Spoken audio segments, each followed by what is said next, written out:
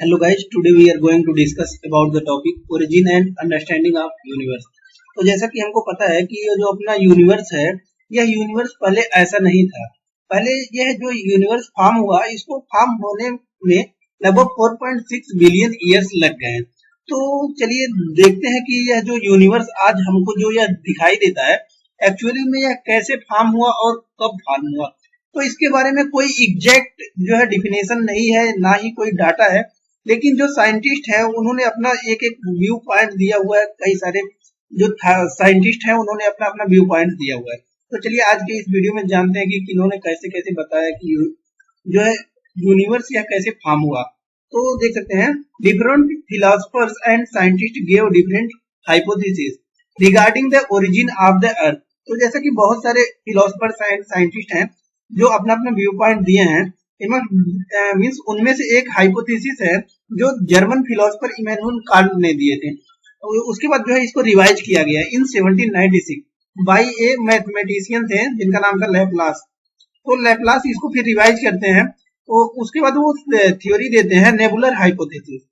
Nebular hypothesis देते हैं अर्थ that the sun was rotating slowly and the formation of the planets was associated with a cloud of material related to a youthful sun।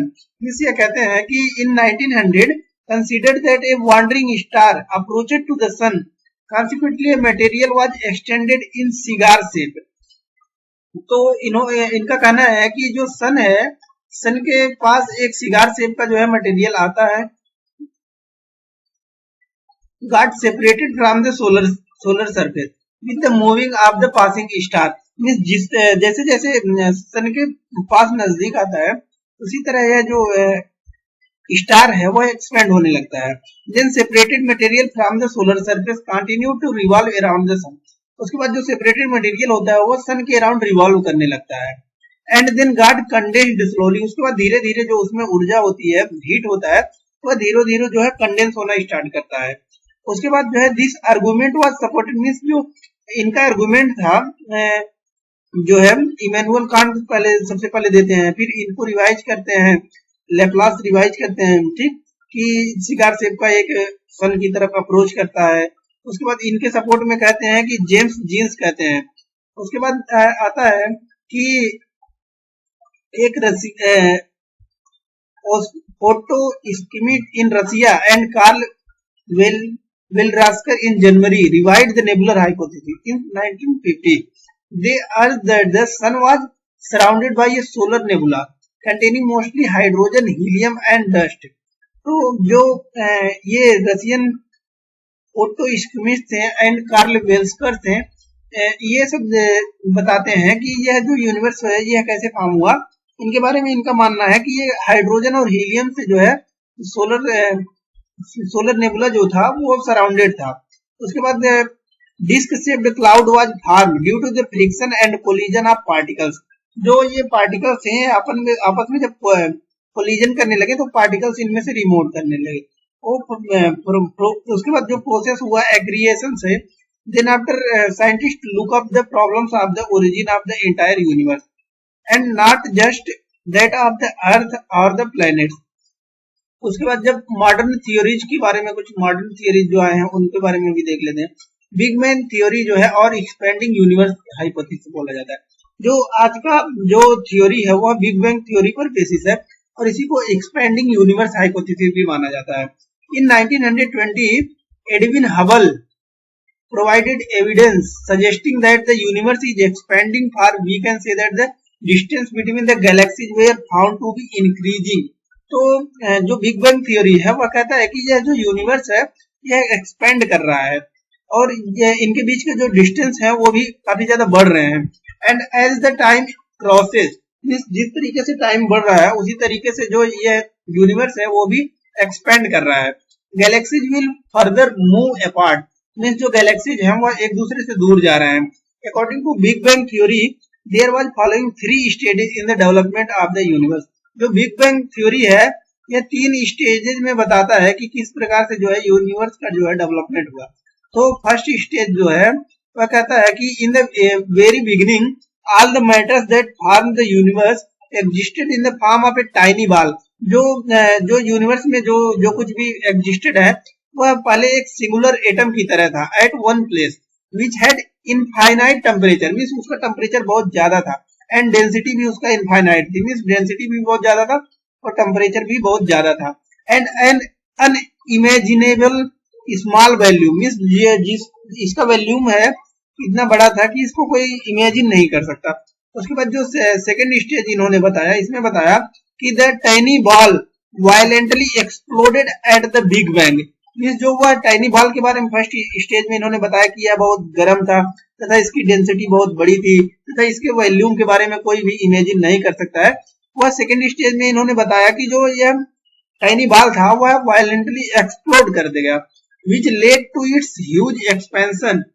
Presently the event of the big bang is widely accepted, means इतने समय पे जो big bang का theory है, जो universe expanding, वो most accepted theory है।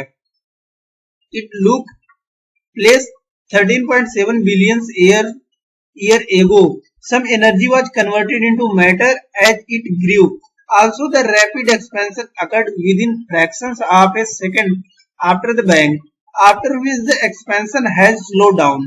The first atom began to form just within the first 3 minutes after the Big Bang event presently the expansion continues।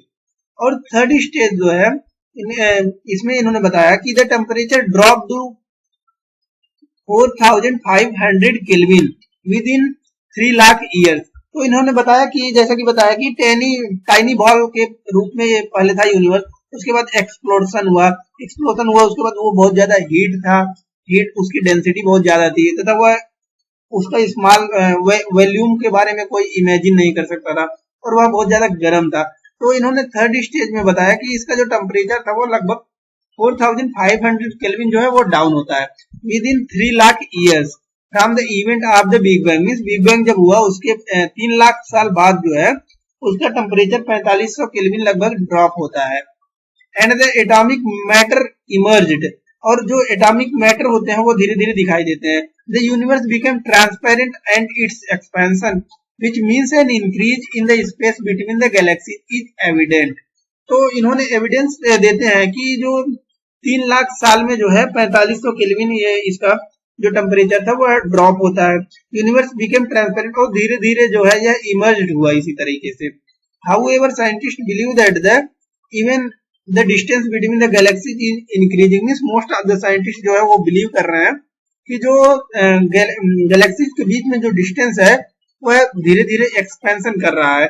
और ये जो है आप देख सकते हैं कि बिग बैंग थ्योरी को किस तरीके से एक्सप्लेन किया गया है कि पहले एक यह सेंटर के फॉर्म में था, यानी कि सेंटर बिंदु मींस एक पॉइंट की तरह था।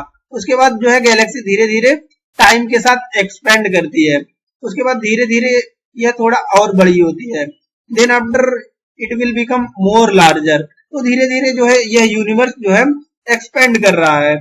उसके बाद देखते हैं कि हॉयल्स कॉन्सेप्ट ऑफ स्टेडी स्टेट, लेकिन जो है ये हॉयल्स जो है वह बिग बैंग थ्योरी को जो है क्रिटिसाइज करते हैं और यह बताते हैं कि यूनिवर्स जो है वह एक्सपेंशन नहीं कर रहा है और यह एक स्टेडी है। तो लेकिन यह जो है बिग बैंग थ्योरी यहाँ पे देख सकते हैं, automotive to the big bang theory which suggested that the universe would be the same at any point of time and it is not expanding, means ये कहते हैं कि यह जो यूनिवर्स का बिग बैंग थ्योरी जो दिया है यह रॉन्ग है, क्योंकि जो यूनिवर्स है यह एक्सपेंड नहीं करता है।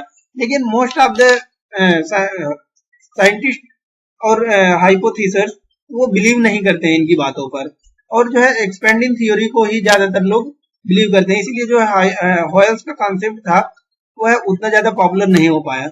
उसके बाद जो है एविडेंसेस के बारे में देखते हैं, तो एविडेंसेस जो है वह बताते हैं कि किस तरीके से जो है यूनिवर्स जो है वह एक्सपेंड कर रहा है। तो एविडेंसेस के बारे में यहाँ पर हम देख सकते हैं, तो एविडेंस बेसिकली बताता है कि जो redshift of the object in the universe और डॉपलर शिफ्ट के बारे में बताता है। तो जैसा कि हमको पता है कि जो रेड लाइट होती है, रेड लाइट, वो रेड लाइट को हम दूर से भी देख सकते हैं।